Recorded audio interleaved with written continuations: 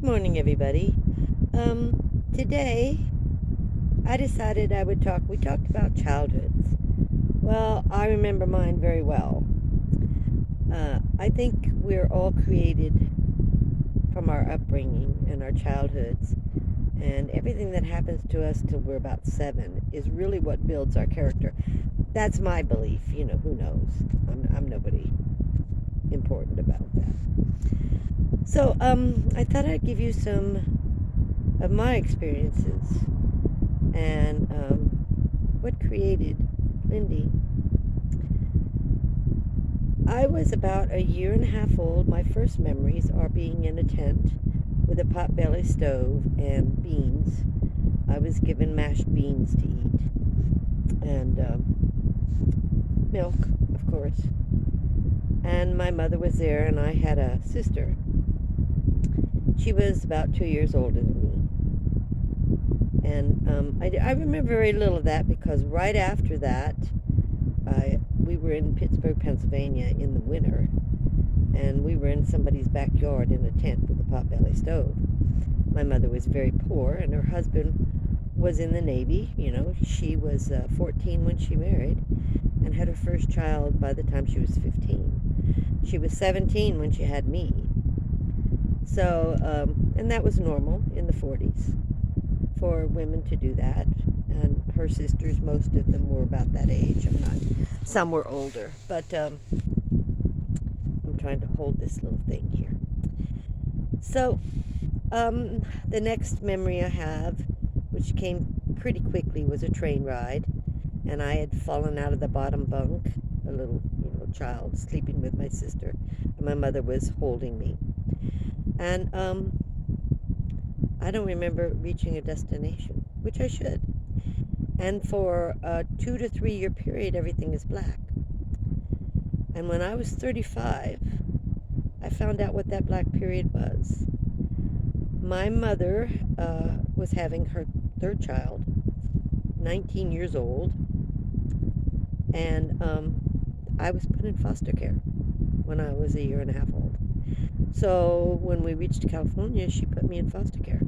So she kept my brother and my sister, and then my brother was born, and they were together. And I was in foster care for, from what I understand, almost 3 years. I was over three, almost 4 years old, but not quite, when I was rejoined with my mother. And I do remember being with my mother again, but in this very hot place. And she had moved from California. We went from Pittsburgh, Pennsylvania. She came out to California, and then moved. She married someone from Texas, and they moved to Texas.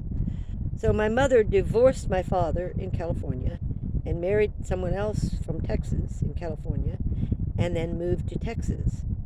And then I met the woman who was my foster parent when I was 35, and she showed me pictures, and and I remember none of it. I believe that at that age I turned my mind off, and just didn't this didn't exist. So the separation from my mother must have been a real trauma. I can't tell you, but I know that as a young age I learned how to shut my mind off to what was happening around me. So then my mother moved me to Texas, and I remember being with my brother and sister during that time, and I was about 4, and it was a very different time frame. I remember starting school, and then friends and kids and playing. I believe I rode a bike once, and at 7 years old, they had us. Of course, polio was then, and they had us take these sugar cubes, and I came down with polio. And the doctors told my mother that my mother went to visit the doctors, and because I couldn't move, from the waist down, I still had a little arm and shoulder movement left, but not much of anything else. And my mother took me to the doctors, and they told her that I needed to be put in a lung machine. An iron lung is what they called it. and that I was dying and I would never walk again. So my mother, her reaction was very severe. She was very angry. I can't even repeat some of the words I remember hearing. And the nurse removed me from the office so I wouldn't hear all this, and she took me to an iron lung.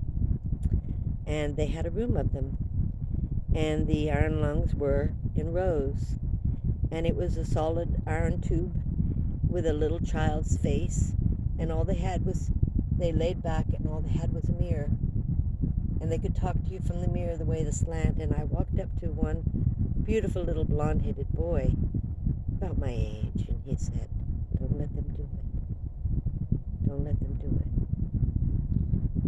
I do remember that. And my mother found me there, and there was another tirade. Oh, she was furious. She didn't give them permission to show me an iron lung. She didn't want me to be negative about what was going to happen. She didn't want me to give up. And with the doctors talking in front of me like they did, and telling me, her, that I'm going to die and that I need to be put in an iron lung, to her was negative, and it would keep me from getting better. So that was the last time I saw a doctor until a few years after that. She took me home, and for 2 years, 2 to 3 times a day, soaked me in hot water. I had an aunt who'd had polio when she was a baby, and so my mother kind of knew what to do. She kept my muscles from atrophying, I believe is how you say it, and exercised my muscles every day. Steam hot baths that I couldn't feel. They were boiling water, but I couldn't feel them. 2 years. 2 years it took me to learn how to walk again. 2 years of my mother having them. I was isolated because polio was contagious. So they built their sunroom into my bedroom, and the school would bring my books. They leave them outside the back step. My mother was a very big churchgoer, and the church got involved. And between my mother and the church, I was very positive about everything. I just accepted the disease, that I would get better. I never believed for 1 minute I wouldn't walk. Never. I was never allowed to believe that. And I never believed it, but I was, again, isolated from my brother and sister. I had very little time with my brother and sister. We really grew up not knowing each other. So I was isolated, and I learned how to walk again. But I must talk about the church. The church was a vital part of my recovery. Not because of their prayers. I know they prayed, but I'm giving you a child's perspective.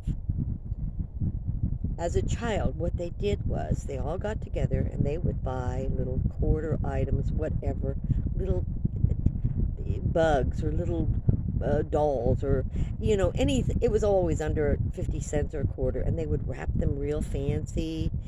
And if I did what I was supposed to do every day, I would get to open a package every day for 2 years. Every day for 2 years, that church supplied me with gifts to open every day to keep me positive. Now, they were meaningless gifts. They had no importance, but for a child, it just made me want to do everything I was told to do. Oh my gosh, I get to open a package. And the prayers are very important, so I don't want to slight that. But what they did for the child's mental health was amazing. How they came up with that idea, I'll never know. But mentally and then physically, I was very well.